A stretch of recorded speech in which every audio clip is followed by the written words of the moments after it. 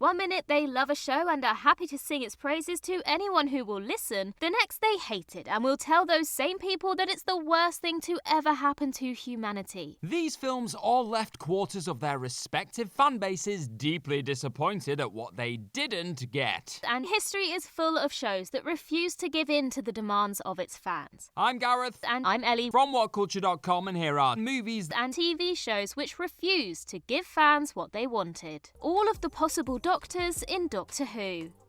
Every time it's announced that the actor playing the Doctor in Doctor Who is stepping away from the role, fan speculation runs wild on who their replacement could be. The long-running sci-fi show has brilliantly avoided issues with recasting through its regeneration mechanic. The Doctor's rebirth is also a bona fide way to generate buzz around the show and draw new eyes to it. However, for every actor who is cast in the role, there are dozens of fan favourites who get snubbed. Ever since the show returned in 2005, fans have circulated the same few names time and time again in lists of their dream castings. Richard Ayoade, David Harewood, Rupert Grint, Benedict Cumberbatch, and so on and so forth. Whenever these people don't get cast, there's always some kind of backlash. Now, Whovians can be quite touchy when it comes to their show, especially when it comes to the main character. It's hardly surprising then that they judge a new actor solely based on who they aren't. Unfortunately, fantasy castings are often just that, a fantasy. Many of the names put forward by fans are way too famous to sign on to a show like Doctor Who, but that sure won't stop people complaining about it online. Now, if you do want to hear any more news about Doctor Who, then be sure to check out our sister channel, Whoculture, for the latest news and gossip surrounding Doctor Who. Prometheus. The marketing for Ridley Scott's Prometheus promoted it as effectively a direct prequel to Alien. But as it turned out, that wasn't the case at all. While Jon Spaihts' original script was indeed more of a straight-up prequel, the decision was ultimately made by either Scott or Fox to have Lost's Damon Lindelof rewrite the script into something less explicitly linked to Alien.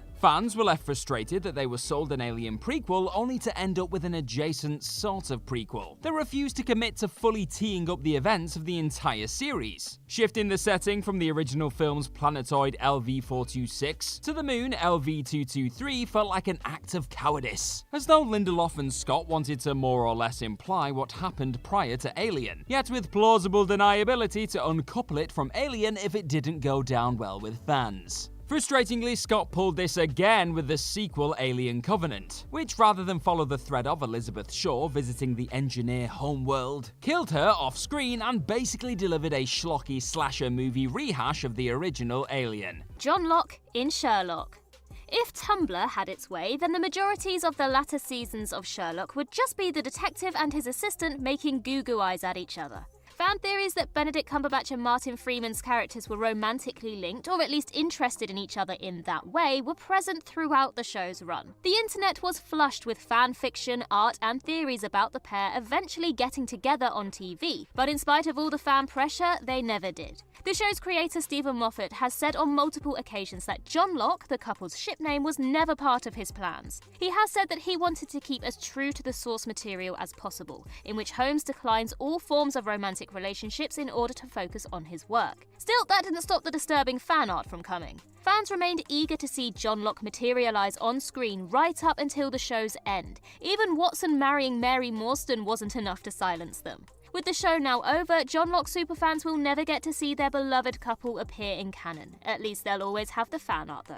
Glass. What an absolutely fascinating misfire M. Night Shyamalan's Glass was. After the director's film Split was a massive return to form that also revealed itself to be a secret sequel to Unbreakable, the stage was set for a third film in which the Horde, David Dunn and Mr. Glass would collide. And yet, Glass was far from the epic superhero movie many were expecting, with Shyamalan basically going out of his way to subvert audience desires. For starters, the bulk of the film is set in a psychiatric hospital and has generally limited use of locations throughout, while the hinted at climax at a new Philadelphia skyscraper is ultimately a red herring that never actually happens. Instead, the final battle is a pared-down fight in the most boring and uncinematic of all locations, a bland, grey car park. While you can argue that Shyamalan was simply working within the budgetary constraints that he had, the filmmaker made his intent crystal clear with the film's shocking, infuriating depressing ending. Glass ends with all three main characters dying brutal, unsatisfying deaths, especially our supposed hero, David, who gets unceremoniously drowned in a puddle of water by an anonymous soldier. Evidently, Shyamalan was so committed to delivering a subversive superhero movie, free of high-wire set pieces and gratifying ending, that he didn't care if it just pissed everybody off. To his mild credit, Glass's ending effectively ensured that there wouldn't be a sequel. And considering that he could have easily milked this IP for another movie or two, that seems at least semi-laudable, yeah. Lexa and Clarke's relationship in The 100.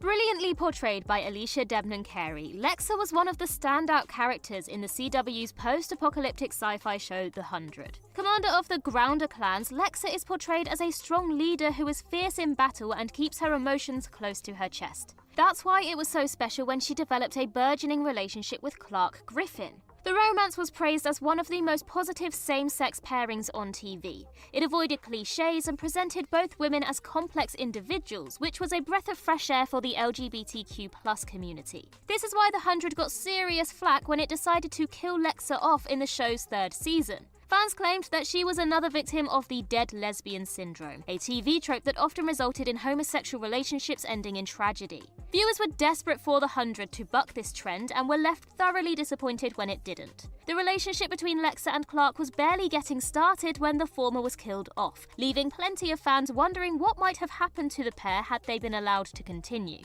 No Country for Old Men. No Country for Old Men may have won the Best Picture Oscar, but it's probably one of the more divisive films the Coen brothers have ever made, at least where casual mainstream audiences are concerned. Though in most respects a tightly bound neo-western, it refused to merely serve up the typical shootout climax audiences were expecting and probably also wanting. Viewers desperately hope to see Terminator-like assassin Anton Chigurh stopped by our rugged hero Llewellyn Moss. But per the particulars of Cormac McCarthy's source material, this isn't exactly what happens. Instead, Moss is killed by a group of Mexicans long before the real climax, and the Coens rob us of even that moment, because we only see the bloody aftermath of Moss's murder. This denied gratification continues for the rest of the film. The death of Moss's wife, Carla Jean, is also kept off screen.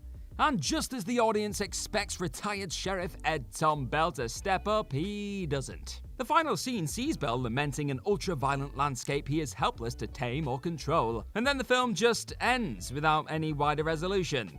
Like, there it is, bye. It's brilliant, but naturally a come-down for anybody geared up for a more standard Western finale. Dexter's punishment in Dexter. The main character of the show, Dexter, who is also confusingly called Dexter, is a serial killer. As complex as some might be, serial killers are, on the whole, not nice people. In a perfect world, not nice people get punished for the things they do. However, the world of Dexter, the show, is clearly not a perfect one. At the end of the show's first run, the cop-turned-killer fakes his own death whilst burying his adoptive sister at sea. This is not the end for him though, as it is later revealed that he is living out his days as a lumberjack. This left a bad taste in the mouths of fans. Whilst Dexter was framed as the hero of the series, he was still a psychotic murderer and he deserved to be punished. Unlike in Breaking Bad, where Walter White dies as a result of his actions, Dexter got away scot-free. Whilst Dexter eventually meets his maker in the revival series New Blood, fans had to wait over 7 years to see him get his comeuppance. For many, this was too little too late. Halloween 3 Season of the Witch. Halloween 3 Season of the Witch is simultaneously one of the better Halloween sequels and one of the most divisive, because franchise creator John Carpenter made the bold decision to keep masked murderer Michael Myers out of it entirely. Instead, Halloween 3 is more of a Twilight Zone-esque standalone horror story, as Carpenter hoped to turn the Halloween series into a horror anthology centered around Halloween night. Though there's a lot of good in the movie, many fans of the first two films appreciably felt they'd been bait and switched. Back in 1982, before movie trailers could be accessed with a few clicks, you couldn't really blame moviegoers for rocking up to the multiplex, sitting down to watch Halloween 3, and wondering where the hell Michael Myers was. As a result, the threequel massively underperformed at the box office, resulting in Myers returning to the fray for every subsequent sequel. Don and Sally's reconciliation in Mad Men. The first child of Don and Betty, Sally Draper, had a real rough go of it in Mad Men. She was carted off to boarding school, her parents went through a messy divorce, and her mother was extremely abusive towards her, then to go and get lung cancer. Poor girl couldn't catch a break. One of the most upsetting relationships in Sally's life was with her father, Don. Desperate for his affection but never receiving it, Sally never connected with her dad in the way she wanted to, and audiences connected with her through that pain. Fans of the show were desperate for Don to make good with his daughter before the series ended, but this never happened. The pair were kept quite separate from each other after the divorce, and a lot of Sally's storylines revolved around her relationship with Betty rather than Don. Although her mother was her main antagonist throughout the show, Sally's dad had a lot of making up to do as well. He enabled a lot of Betty's abuse and was never there when his daughter needed him most. He should have been given a chance to make things right, but this just wasn't in the script for old Donny boy. Star Wars: The Last Jedi. There's surely no recent blockbuster more violently polarizing than Rian Johnson's Star Wars: The Last Jedi. You knew it was coming. Though predecessor The Force Awakens did a solid job of bringing the series back to firm ground, following the highly divisive prequels, many felt it played things too safe in basically functioning as a soft reboot echoing the plot of A New Hope. Johnson, appreciating fans' complaints, certainly didn't rest on his laurels with the sequel, even if the results splintered the fanbase straight down the middle. The pre-release expectation was that The Last Jedi would basically be the darker middle chapter of the sequel trilogy, mirroring The Empire Strikes Back. It would position Supreme Leader Snoke as the ultimate galactic big bad, while setting the stage for a final battle in the third film. But instead, Johnson decided to obliterate expectations by having Snoke be killed off by Kylo Ren midway through the film. Additionally, Rey's parents were revealed to be nobodies, and Luke Skywalker's dark backstory was a far cry from the clean-cut hero fans knew. These creative decisions were all massively controversial, many feeling that Johnson subverted expectations for the sheer sake of it, while others appreciated that he veered away from the lazy comforts of nostalgia. The backlash was severe enough that J.J. Abrams ended up downplaying a lot of Johnson's bolder ideas in sequel The Rise of Skywalker. And we all know how that worked out. Its own finale in Star Trek Enterprise. Star Trek Enterprise ran for 4 seasons between 2001 and 2005 and is set a century before the events of the original Star Trek series. Following the characters of Captain Archer, Commander Tucker, and Sub-Commander T'Pol, Enterprise was well received by Trekkies right up until its finale.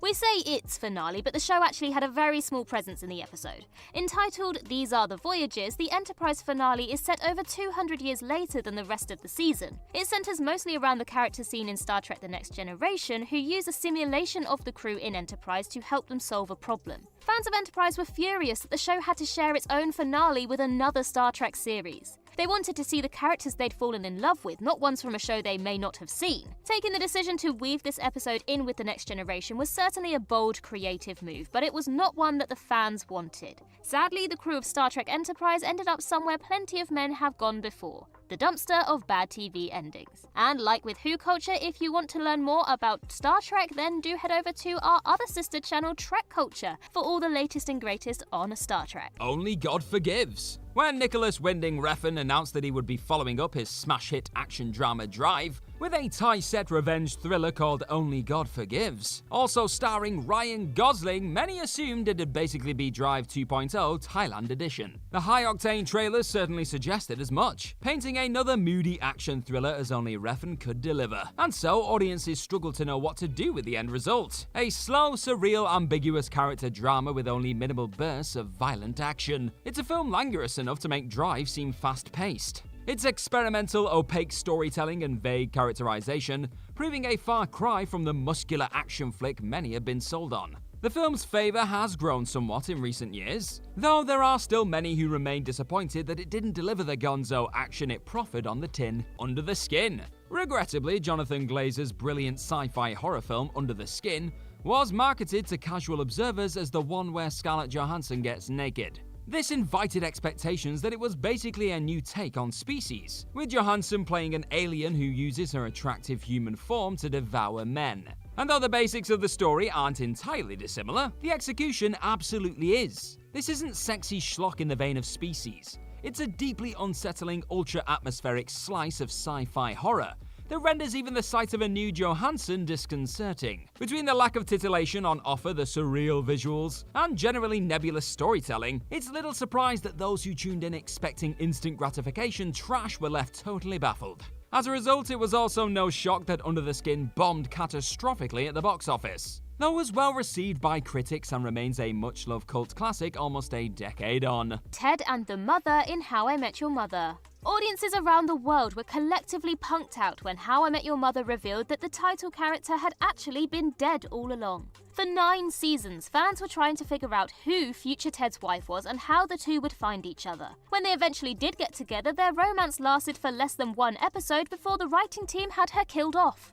All the clues, hints and teasers counted for nothing when viewers found out that Ted's wife, Tracy, succumbed to a mystery illness years before he started telling his kids the story. Outrage grew even further when the series ended with Ted getting back together with Robin, something that fans had already seen about 100 times over the course of the show. How I Met Your Mother fans wanted one thing: to meet the mother and to be happy about it. Unfortunately, whether it was to buck expectations or it was their plan all along, the show's writers decided to massively overcomplicate the show's ending. And as a result, a huge chunk of its loyal fan base were feeling like they'd wasted years of their life investing in the love story. Jarhead. Sam Mendes' 2005 war drama Jarhead was deviously marketed to general audiences as a pretty typical war movie, splitting the difference between character drama and explosive set pieces. With an all-star cast led by Jake Gyllenhaal and Jamie Foxx, what wasn't there to like? Except the brief slivers of action teased in Jarhead's trailers aren't at all reflective of what the movie is. It's actually an anti-war film about the tedium of soldiers sitting around during the Gulf War and waiting for something to happen. If its critics called it boring, Jarhead is really a film about boredom, examining its central character's own alienation and listlessness as they hurry up and wait to fight.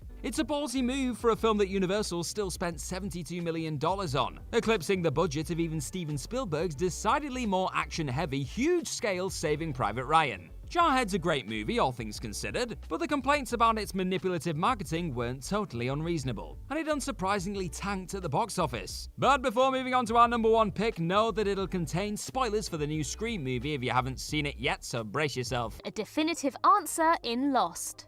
Lost has a reputation as one of TV's most confusing series for a reason. The island played mind games with more than just its inhabitants as the show weaved a convoluted narrative across its 6-season run. Time travel, alternate dimensions, talking birds, all of it was fair game for Lost, and people loved and hated the show in equal measure.